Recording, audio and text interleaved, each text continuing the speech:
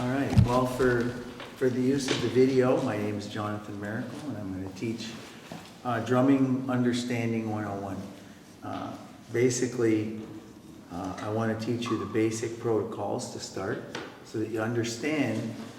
So back in 1995, I received a vision from God, and that vision was that we needed to break the walls of bitterness that lie resident in the hearts of indigenous people so that they can forgive the people who are, here in the land, those settlers that have come. And when I was receiving this vision, the Holy Spirit said, I want you to play the drum and write this song. And so I wrote the song Broken Walls on the spot. And the Holy Spirit went on to say to me that the drum was going to be what is it? What do I say? The drum is going to be the catalyst for the self-respect and dignity to come back to our people. That's basically what I heard. And that was that as we use the drum, that it was going to rebuild self-respect within our people groups, because the drum was forced away from us. It was taken away. It was called evil. My chair's creaky. And so as a result, churches all fell in line with that. And so, I was a drummer before I met Jesus. Singing and doing drum songs was something I did with my brothers and stuff. And when I gave my heart to Jesus, it was, the drum is not of God. You have to quit playing the drum. And so, my heart was pretty broken, because some of the best times with my brothers were playing the drum. And I can remember, like, when I was a kid, and I remember the pride that my brothers had when they picked up the drum and started playing, and they would start singing their songs, like the AIM song, those kind of songs, but they would start singing, and I can remember it was like they would stand up straighter and their chest would stick out as they began to play, and there was a resurgence of pride and self-respect, that was a natural thing that came from God. And we've been forced to allow the drum to not be a part of our culture and who we are. And so now, when God told me this in 1995, that the drum was going to be the symbol of the restoration of our First Nations people, that's the phrase I was looking for. And so I picked up this drum, and in this gathering, some of you have heard this before, but it's probably bears worth hearing again, that in this gathering, I wrote this song right on the spot, because I was there to sing Amazing Grace in Mohawk. That's what they wanted me to do, play a drum. And I said, well, I don't play drums. And they said, well, we want you to play drum. You're native, right? I said, yeah, but they tell me it's not of God, that it's heathen. And so I said, well, I really don't want to play the drum. But fortunately, it was a federal member of parliament who was native who was asking me, and it was really hard to say no to this man of, high regard, Elijah Harper. And so, I said, okay, I'll do it. So I came, and when it was time for me to go sing Amazing Grace, right before that, John Sanford who was Osage and led a ministry called the Elijah House, and it was a ministry of inner healing. And he said there are walls of bitterness that are built in the hearts of indigenous people around the world, and these walls of bitterness must be broken. And when he said that, the walls of bitterness must be broken, it was like a download from heaven came into me, that these walls must be broken, these walls must be broken. And so I wrote the song Broken Walls right on the spot with the drum. When I got called to go up and sing Amazing Grace in Mohawk, I said, I can't sing Amazing Grace. I've just written this song in the last 10 minutes, and I want to sing this song for you by the Holy Spirit. And typically that was not me.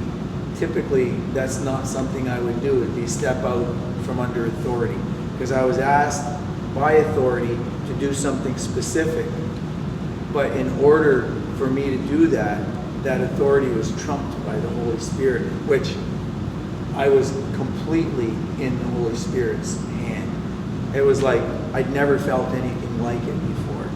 And when I got up on the platform and I started to play it, and I hit the drum and I started singing this chant, which some of you may have heard if you've heard the song Broken Walls. That chant that I open with, I sing it, and the guy who was the psalmist guy from down east, who identifies what music is and how it affects people, and he writes all. Is it Paul Hughes or something like that? But anyway, he heard me do this song, and when I opened up with the chant, it was like, it's like,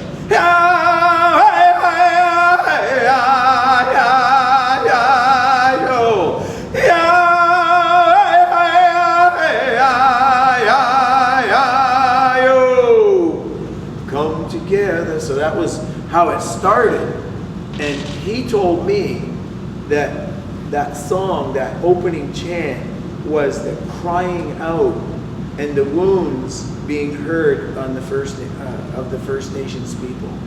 He said that was the cry, I think he called it like a Neanderthal cry or an ancient cry of the hearts of the people for all the suffering they've gone through, like a cry for help. And so I opened with that, and I sang it on the drum. And this girl was standing behind me. She was white. She was from Quebec. And she asked me for the microphone. And she took the microphone after I finished the song. And she said, I'm French. I'm a pastor in Quebec City. She said, and I need to speak to the people. And so she said, everyone, I need to ask for forgiveness. And she started to cry uncontrollably. She said, my family found out that our grandmother had Cree blood. And she said, when we realized that this Cree blood was in our veins, we hid it from everybody because we didn't want anybody to know that this Cree blood polluted our veins of our family. And she was crying uncontrollably. She was brokenhearted. And so she said, will you please forgive me? And way on the far side, third row back in the middle, and I always say that because it's exactly like it's so imprinted on my mind because it was a moment in my life. And this girl stood up. She says, I'm Dene, which is Athabascan or Navajo, but she was Athabascan from Northwest Territories. She said, I'm from the Northwest Territories. And she threw her fist in the air and said, I forgive you. Full conviction, power on, right? I forgive you. And she screamed it out. And the whole place just started crying. There's 600 people. And they started crying and weeping. And people were saying, oh my God, please forgive us for our arrogance. Oh God, come here and forgive us. And they're broken. Like everybody just broke, all of us. And then in the front row on the right side, another white lady stood up. And she came up and took the microphone. She said, my dad was the headmaster of a residential school where there was many atrocities that took place. She said, and I know that I'm not the one responsible for it, but I feel in my heart I'm supposed to ask forgiveness on behalf of my father and the things that happened under his watch. Numbers chapter 14, it says we're responsible for the sins of our forefathers. And going back and thinking about that, I believe that's how the Holy Spirit worked through her to step up and do that. And then way in the back of the room, there was this elder, a native elder, and he came up, and as he was walking up, he was looking at the floor, as native people do in a lot of cases because of the shame that we've grown up under, the hardships and the put-downs that we felt, the Indian givers, and all the drunkards, the guys who beat their wives. There's so many bad things that have been spoken about our people, and so our people walk with shame. And so they're looking at the floor. And so this man was a chief, actually, when he came up, and he was very soulful and broken. And he took the microphone and he said, "I'm Chief so-and-so from the community that he was from." He said, "I've always hated white people," he said, "for what they've done to my people." He said, "Today, I never want to hate white people again. Will you please forgive me?"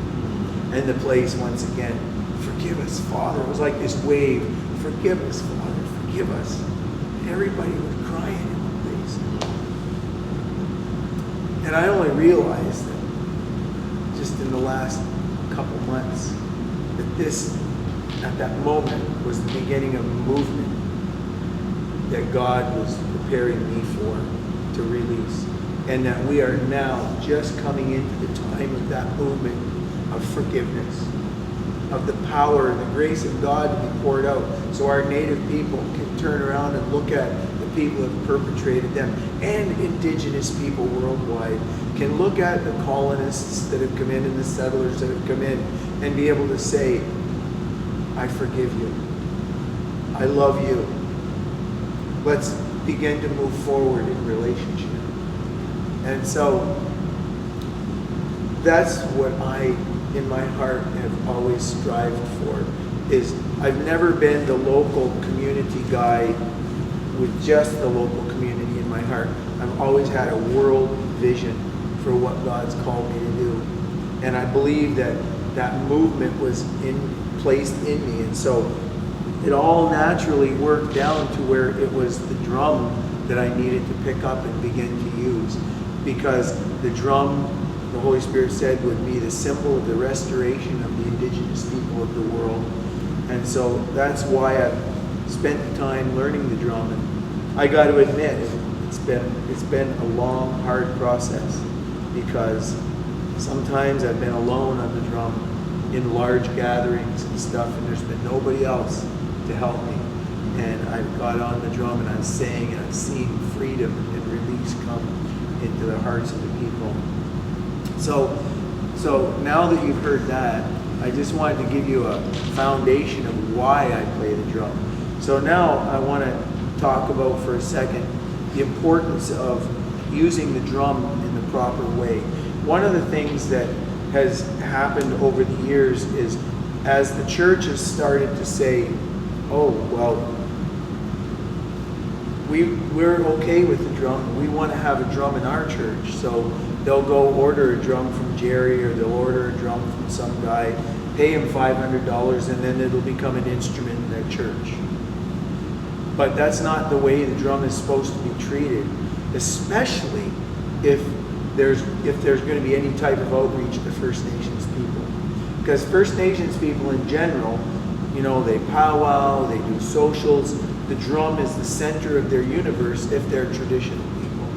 And if we buy drums, we don't make them, so we don't have that investment, that personal investment in the drum itself, because we just spent money on it. Not that we didn't work for our money, but we don't have that time investment that it takes for that drum to become a part of us. And I'm not saying it's supernatural or anything. I'm just saying that the drum represents the people, and when we use it properly and we treat it properly, and I'm going to go over what properly means, when we do it properly, it speaks to the traditional people who don't accept Christianity. But if we as lovers of Jesus will play the drum and use it in a way that honors and respects the cultural ways of our indigenous people, then they will feel comfortable to come to that drum. They will feel like the drum is not being used. So let me give you an example. I was asked to play at a large gathering in Washington, D.C. And they asked me to come. They flew me down from Canada and asked me to be the leader, the drum leader, the drum keeper.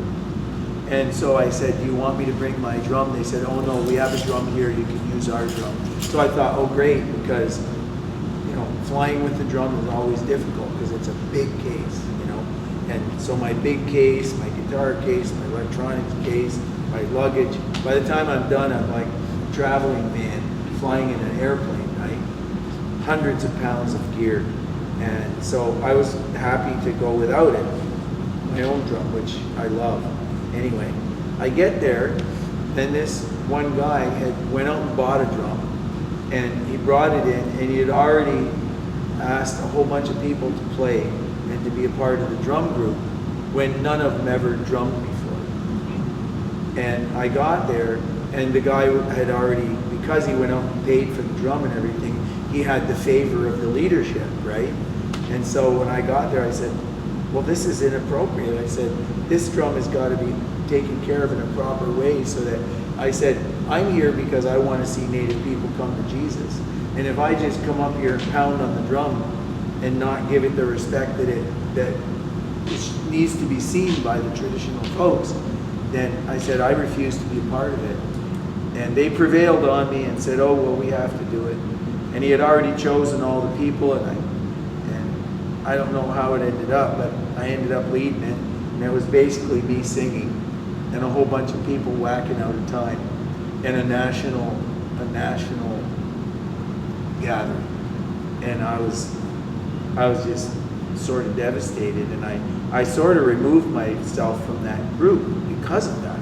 So at that time, and I spoke up about it, and I said, you know, the guy said to me, he goes, I bought this drum. He said, it's my drum. This is a Christian drum, and we can play it any way we want. And I said, you know, that's the kind of attitude of Christianity for the last 2,000 years. I said, they went in and took over lands and killed people and did crusades and stuff. I said, that's not the attitude that we need to be playing this drum. We need to be playing it with the attitude of respect and honor. And so some of the ways that you respect and you honor the drum is you always keep it covered.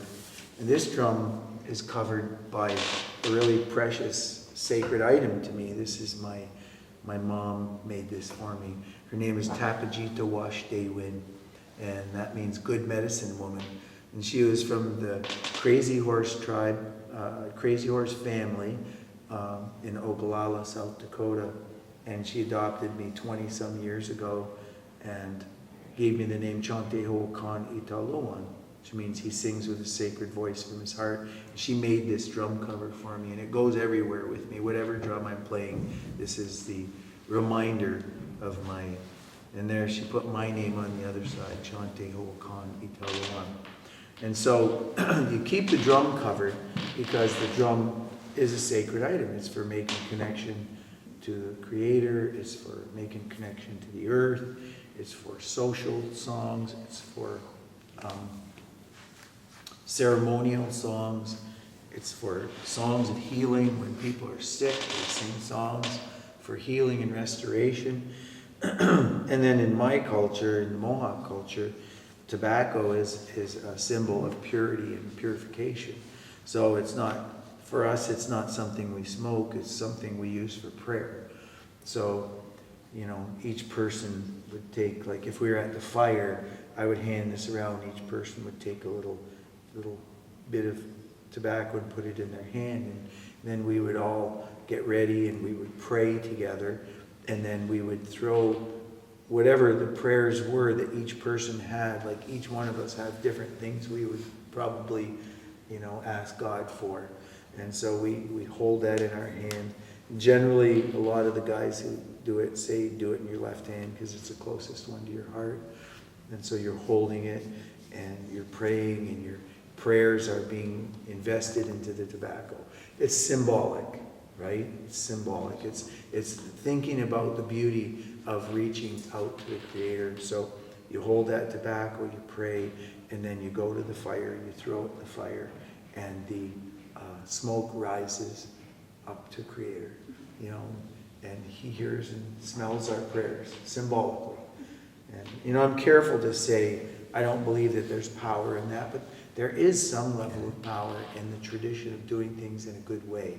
And when we do this, we make it so much easier to reach Native people when we follow those things. And so when I put some tobacco on the drum, same idea, is it purifies the drum so that when we use it, symbolically when we use it, we're using instruments that has been purified and prayed over, and that as we begin to play, we ask God to come and invest himself in our songs, that as we play, that the enemy will be pushed away, that the praise of God will be ushered in. And so that's the idea behind the cover, the idea behind the tobacco, which is the purity. And then usually when I'm with my guys, like tomorrow when we play, or today later, we put our hand on the drum and we all pray, and then we take it to our heart, just to be really sincere and to do it in a good way. So now some of the technique of drumming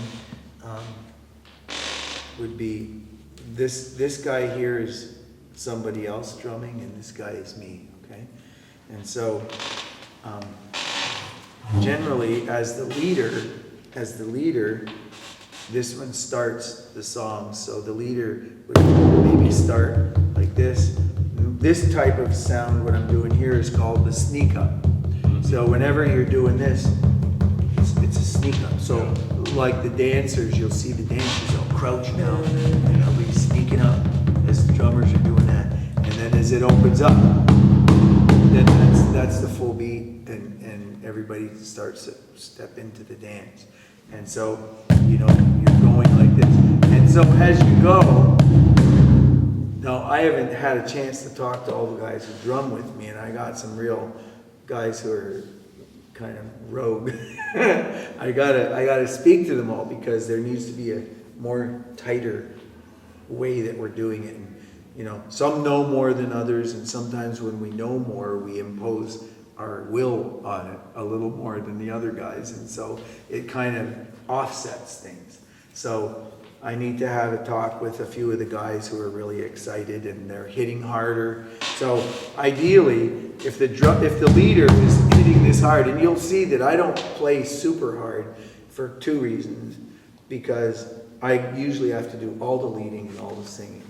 And so in order to keep my voice for the whole day, I play a little softer so I don't have to sing so hard. But some of the guys are so excited to be on the drum, and I don't hold it against them. They're eating the heavenly hash.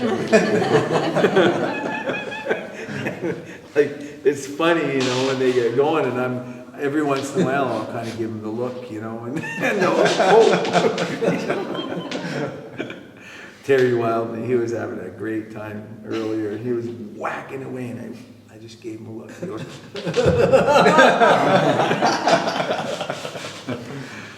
but they're all learning the songs really well. They're starting to know them. They're starting to do the moves properly. And I think that this is a really important part of it to be. So there's signals that I do. And so ideally, when I'm leading, if I'm the leader of the song, I really want everybody to be hitting the same velocity as me. I don't want some guys to be hitting like this while I'm hitting like this, because then they're the leader, right? What they do is they're trying to rebel and take over leadership. They don't realize it, and I wouldn't call it rebellion, but that's actually what's happening if you were to analyze it.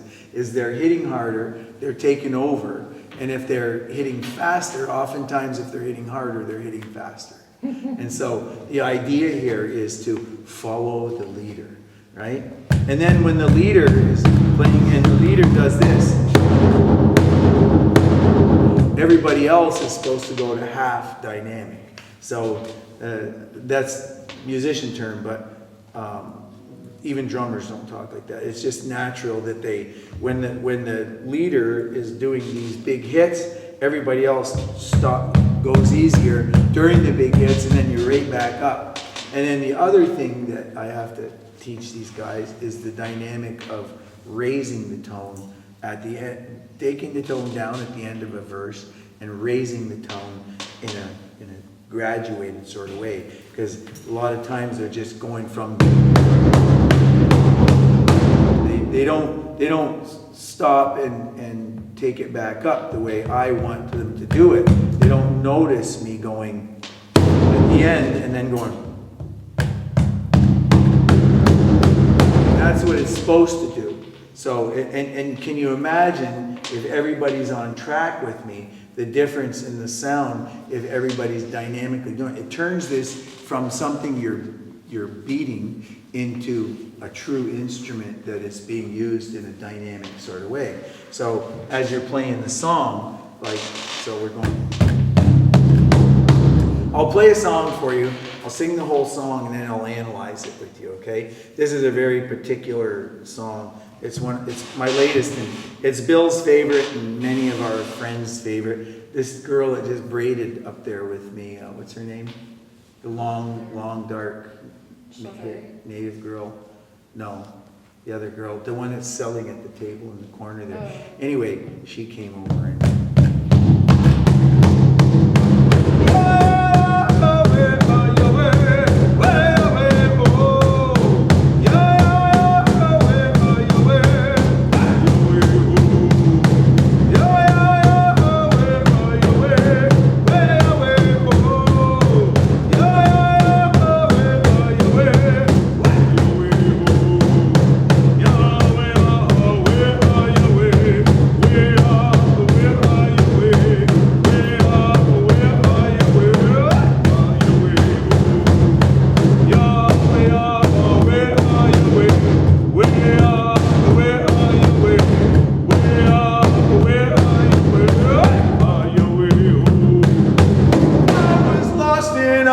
broken, darkness all around. And lightning, inward smoking, lonely was gone from my life. Lonely was gone from my life. I'm a son of the Creator. I'm filled up with His love. Giving life with the love He gave me. He's my Father and I'm His Son. He's my Father and I'm His Son.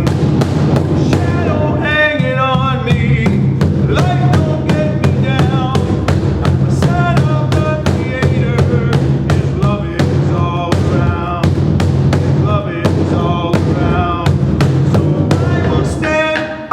Fight to see my family grow, to see each one restored to life, so everyone would know, so everyone would know, so everyone would know.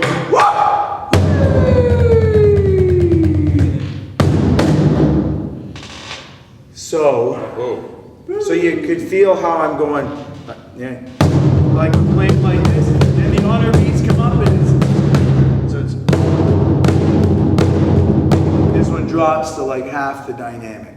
And then when you hit, and then you start back up. You don't start right back up at the full. You go. That's what you need to listen for when you're listening to good powwow. When you're listening to a good drum group, is the dynamics of how they build, how they go up and down the hill, and then the sound. And when the main drummer is hitting, like they're accenting it one way or another. Either they're a super tight group and they're all hitting it together, which I welcome when that time comes, when there's enough people who really understand and will do it with me that way. I love it. And I think this group is very close now. But they don't know these things that I'm teaching you today, many of them. Only a few of them, only a couple of them really get that part. So that's what I want to teach. I was hoping Presley could be here because he's one of the most wonderful young drummers I've ever worked with. He just gets it. He has a natural gift for it, and I want to mentor him so that he becomes a great drummer, and he'll be the guy who is leading Wiconi's drum group in the future. I see that happening. So got to get past Jerry. Huh? Got to get past Jerry. Yeah, no, I think Presley is. He's good. I think Presley has got the goods to be able to just soar. You're right. He's got the goods to soar, and I'm just honored to be able to give him what I have, and then he'll take it and make it better than what I do, you know. And that's the idea, right? Like with our children, I want my kids to grow up to be better than me, and that's happening in every facet of the work. You know, I have a son who's a doctor. I have a daughter who's a singer. She sings better than me. You know, and I have a son who's a doctor, so he's smarter than me. It's all working out.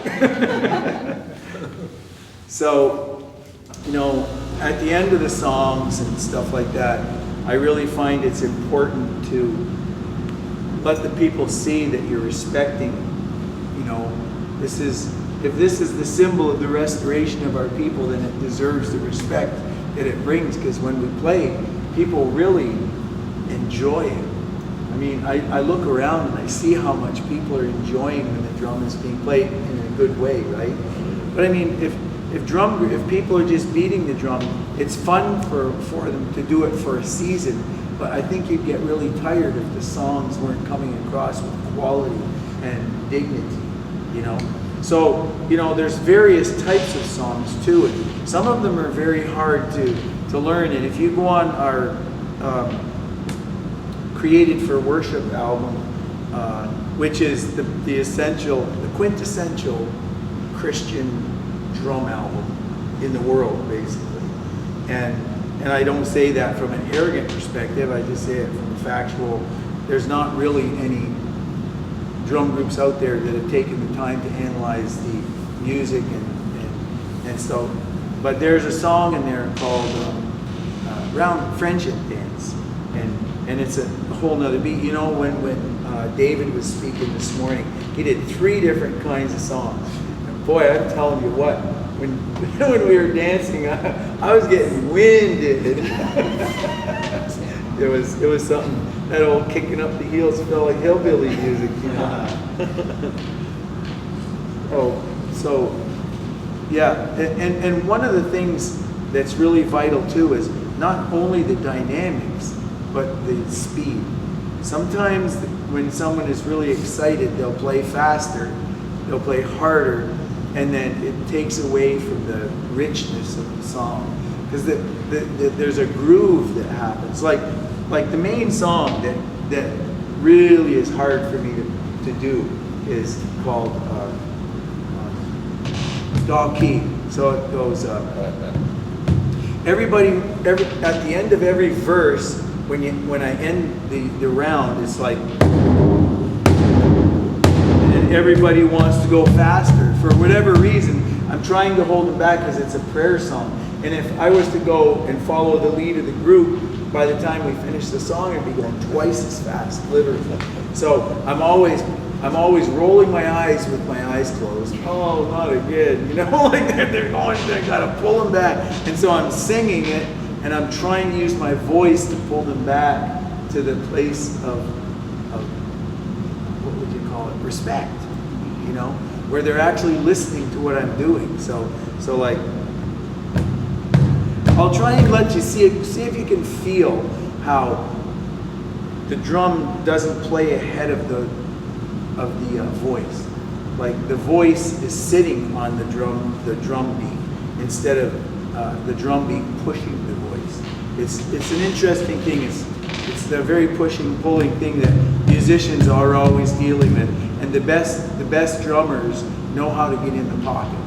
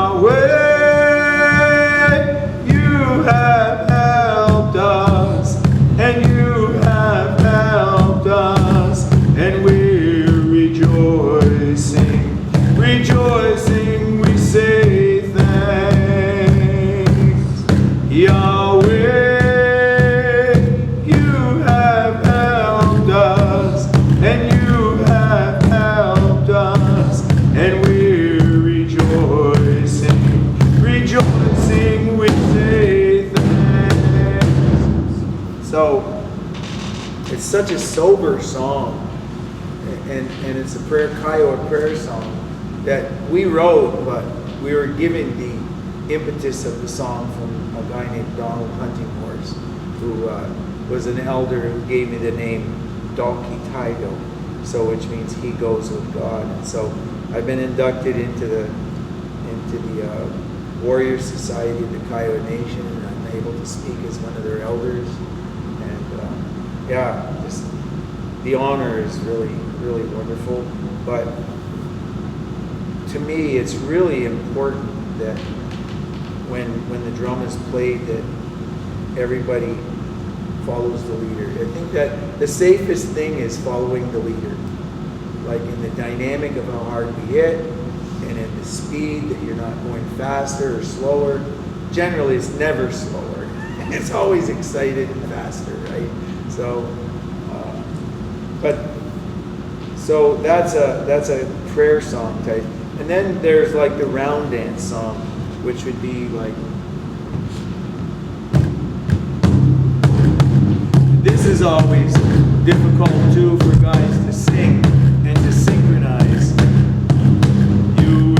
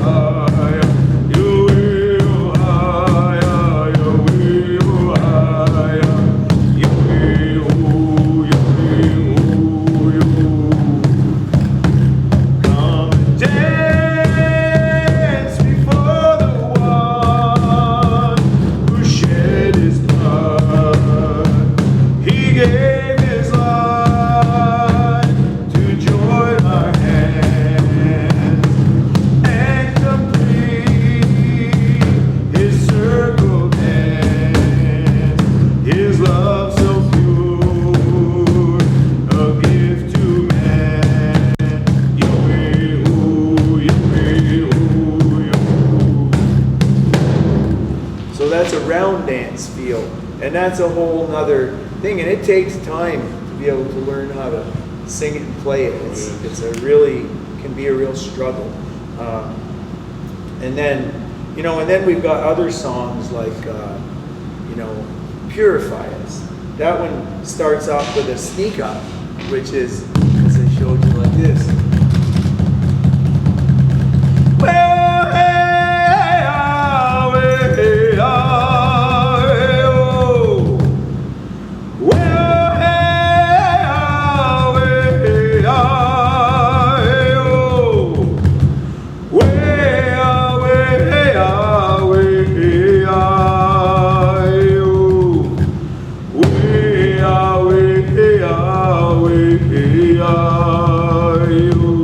So why don't we get some of you guys to come up and drum with me. Now after the encouragement that I gave you, let's just see if you can follow in a good way. You want to try? Do women drum? Women can drum, yeah. How many did I just give away? 1, 2, 4, 5. You can do it, miss. You gonna try? No. Let Dad do it. Okay, so we'll do that one. We'll do Purify Us. So basically, the really important thing is to just follow the leader. And if you do that, there's a very good chance. And so you want to sit with the stick on the outside of your leg. If you do it here, it means you're looking for a wife. If you're at a powwow or something, the guy's he's looking for a wife, or he's looking for a date tonight. You know? Yeah. So in a secular powwow, that's a drummer would be indicating he's looking for a girlfriend. You know? So, or a girl would be looking for a guy. So, but I mean that's an Apache. So just so you know, that's where that one's coming from. Yeah. There's all kinds. Yeah.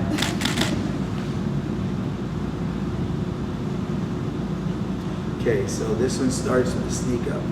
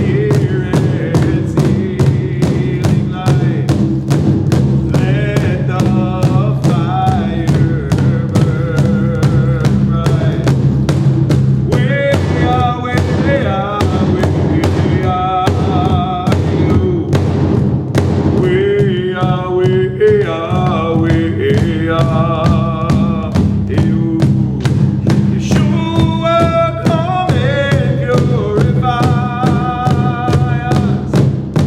Yeshua, come and purify us. Through the Spirit's healing light, let the fire burn.